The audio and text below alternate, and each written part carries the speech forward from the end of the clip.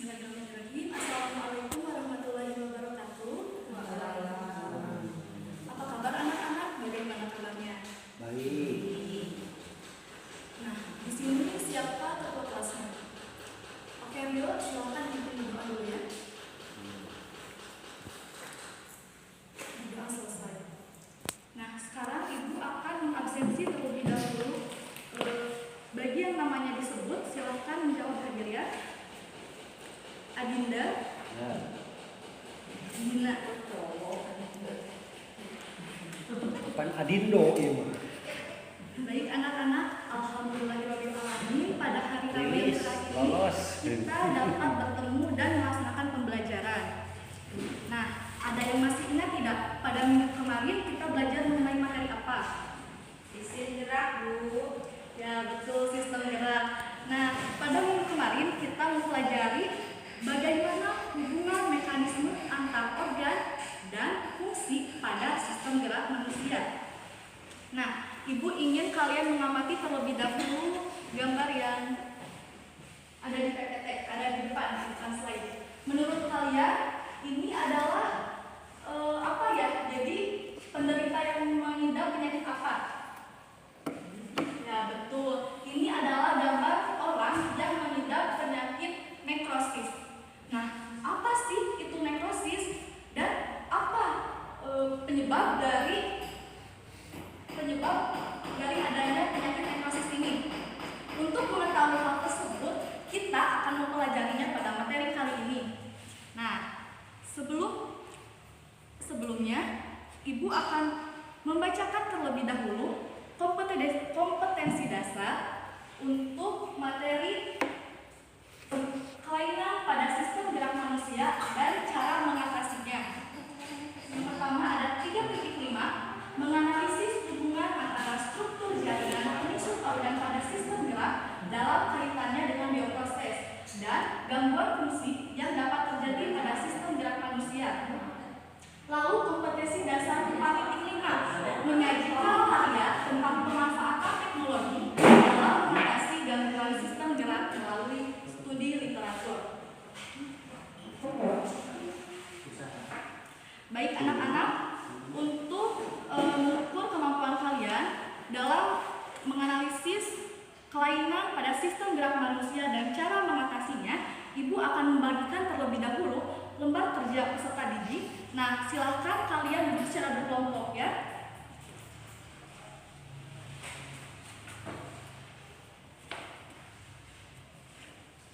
Untuk pengerjaannya, Ibu beri waktu 30 menit, dimulai dari sekarang.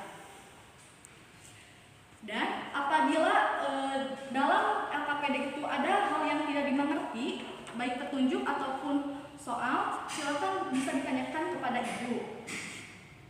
Nah, baik, sudah cukup, silakan dikumpulkan ke depan.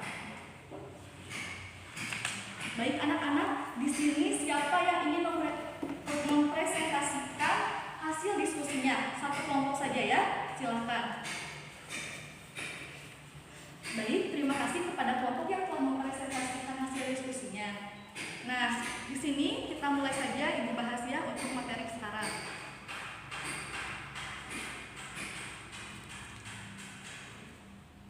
Nah, pada materi kali ini kita akan membahas mengenai kelainan pada sistem gerak manusia. Penyebab dari kelainan pada sistem gerak manusia ini ada beberapa faktor. Di antaranya bisa karena faktor genetik atau keturunan, lalu juga kecelakaan dan habits atau kebiasaan. Maksudnya di sini jadi kebiasaan yang buruk sehingga menyebabkan kelainan atau gangguan tersebut. Nah, kelainan bentuk rangka tubuh manusia. Kelainan sejak lahir artinya kelainan rangka dialami sejak di dalam kandungan. Penyebabnya karena si ibu kurang mengkonsumsi makanan yang mengandung vitamin D. Lalu bisa juga si ibunya ini kekurangan mengkonsumsi makanan yang mengandung zat kapur serta zat fosfor yang menyebabkan terhambatnya proses penulangan. Nah, bentuk kelainan yang disebabkan dari sejak lahir, misalnya ketika ketika dilahirkan anak tersebut kakinya berbentuk X atau O. Nah, caranya untuk mengatasi dari hal ini bisa kita itu rajin-rajin untuk mengkonsumsi makanan yang mengandung vitamin D, lalu juga zat fosfor, zat kapur, maupun yang mengandung kalsium seperti susu ataupun protein seperti telur ataupun dan selain itu kita juga dapat berjemur karena sinar matahari ini mengandung vitamin D yang pada situasi ini kan situasi pandemi ya. Nah, sangat baik gitu untuk ketahanan daya tubuh kita atau imunitas. Nah, kita masuk ke kelainan yang disebabkan oleh habits atau kebiasaan. Nah, jadi kelainan itu selain disebabkan karena faktor genetik ataupun kecelakaan, bisa juga disebabkan karena kebiasaan yang buruk yang kita lakukan, yang dilakukannya itu secara berulang. Nah, posisi duduk yang salah dapat mempengaruhi pertumbuhan tulang.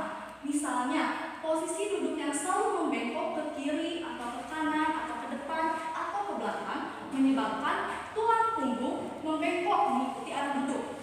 Nah, macam-macam kelainan pada tulang belakang ada 3. Ada lordosis, kifosis, dan skoliosis. Nah, Ibu tunjukkan pada gambar ya.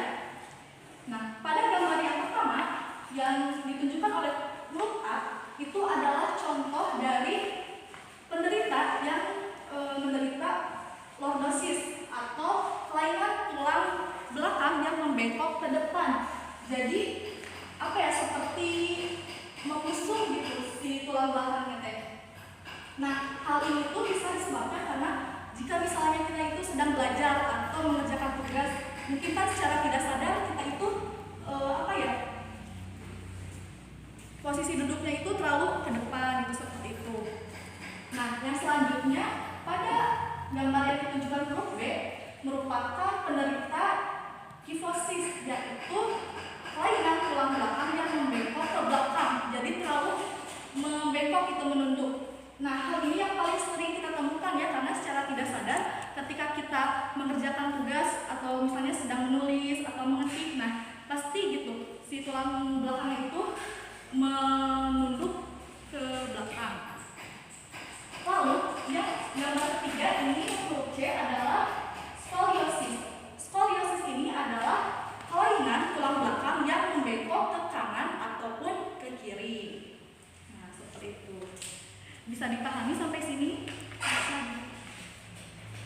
Nah, selanjutnya kelainan pada sendi. Yang pertama ada dislokasi, yaitu bergesernya sendi dari kedudukan semula karena jaringan ligamen sobek. Nah, dislokasi ini penyebabnya itu ada beberapa faktor ya, di antaranya misalnya faktor kecelakaan ataupun terjatuh. Selanjutnya ada keseleo atau terkilir, yaitu tertariknya ligamen ke posisi yang tidak sesuai, tapi sendi tidak bergeser. Nah, biasanya orang yang suka bermain bola itu yang paling sering gitu mengalami keseleo. Nah, keseleo ini terdapat beberapa tingkatan gitu. Ada yang misalnya keseleonya itu masih dalam tingkat ringan, sedang maupun parah. Nah, cara mengatasi dari keseleo ini bisa dengan misalnya kita itu dalam waktu 1 hari atau 2 hari itu bed rest gitu, jadi istirahat dulu, tidak banyak melakukan aktivitas. Lalu juga bisa dilakukan dengan mengkompres menggunakan air dingin. Nah, selanjutnya ada ankilosis, yaitu persendian yang seolah-olah menyatu sehingga tidak dapat digerakkan. Nah, penyebab dari ankilosis ini sendiri adalah bisa dari infeksi ataupun racun. Nah, orang yang terkena ankilosis ini, jadi si sendinya itu akan kaku gitu, susah untuk bergerak. Lalu selanjutnya ada artritis eksudatif dan artritis sika. Nah, kalau artritis eksudatif ini yaitu rasa nyeri pada tulang sewaktu digerakkan akibat peradangan pada selaput sendi. Sedangkan artritis sika yaitu rasa nyeri pada tulang sewaktu digerakkan akibat kekurangan minyak sinovial atau pelumas sendi. Nah, keduanya ini sama-sama mengakibatkan kekakuan pada sendi. Oke, selanjutnya mengenai kelainan pada tulang. Nah, ada terdapat beberapa ya. Yang pertama yang akan kita bahas, kanker tulang. Kanker tulang adalah pertumbuhan jaringan secara abnormal pada tulang. Ada dua jenis kanker tulang, yaitu kanker tulang primer dan kanker tulang sekunder. Jika kanker tulang primer berasal dari sel tulang itu sendiri, sedangkan kanker tulang sekunder berasal dari sumber lain yang bukan dari sel tulang. Contohnya itu sel kanker atau sel tumor. Nah, selanjutnya ada nekrosis. Nekrosis yaitu matinya sel-sel tulang. Di bagian luar tulang terdapat suatu tulang atau periosteum yang berfungsi untuk mensuplai makanan dan menyambungkan tulang yang patah atau retak. Jika periosteum rusak, maka suplai makanan berhenti dan sel-sel tulang akan mati. Nah, nekrosis ini adalah yang tadi digambar yang pertama. Jadi orang yang terkena nekrosis akan bentuk dari kulitnya itu akan seperti tadi gitu di penjelasan awal.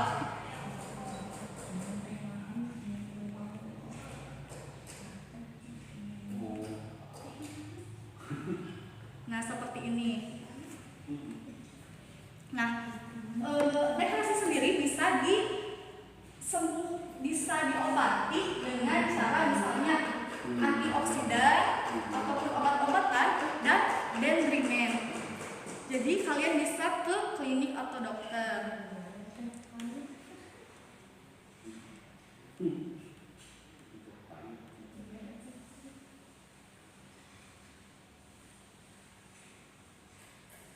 Selanjutnya ada penyakit polio.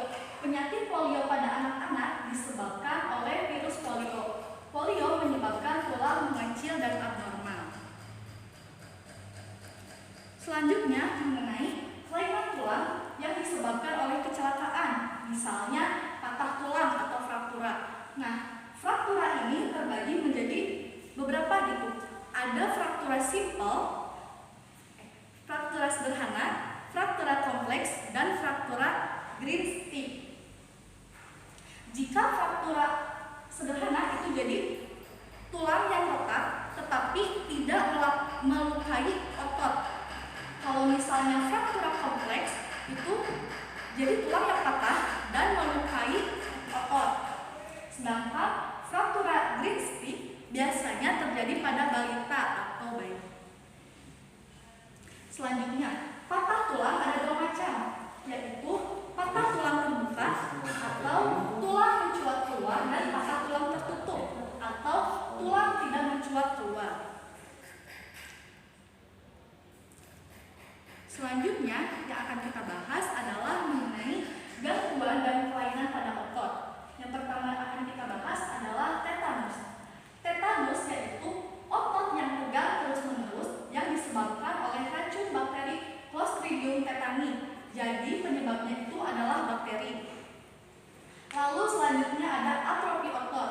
Atrofi otot ini adalah mengecilnya otot akibat serangan virus polio. Lalu kaku leher atau stiff terjadi karena gerak hentakan yang menyebabkan otot trapezius meradang. Selanjutnya ada hernia abdominal atau sobeknya dinding otot perut sehingga usus melorot ke bawah. Nah, selanjutnya mengenai teknologi untuk mengatasi gangguan dan kelainan pada tulang. Nah, untuk penyembuhan patah tulang sendiri terdapat beberapa cara. Yang pertama ada pembidaian.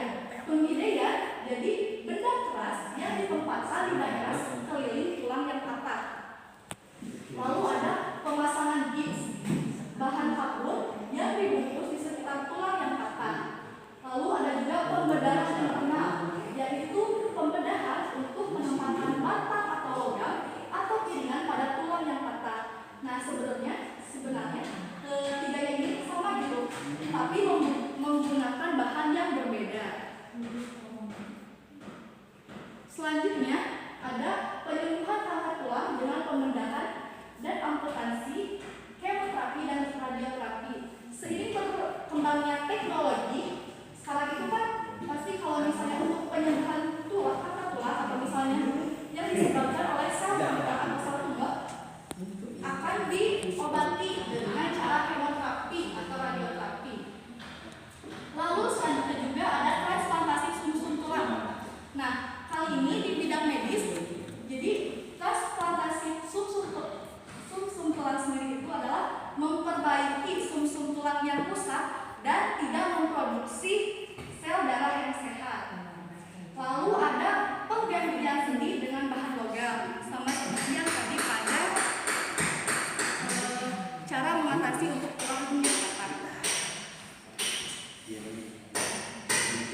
Nah, demikian yang dapat Ibu sampaikan. Oke, barangkali ada yang belum dimengerti atau yang ingin ditanyakan. Baik, untuk selanjutnya, untuk mengukur kemampuan kalian dalam materi yang tadi Ibu telah sampaikan, Ibu akan memberikan post test. Nah, silakan isi post test ini secara mandiri dalam waktu 10 menit.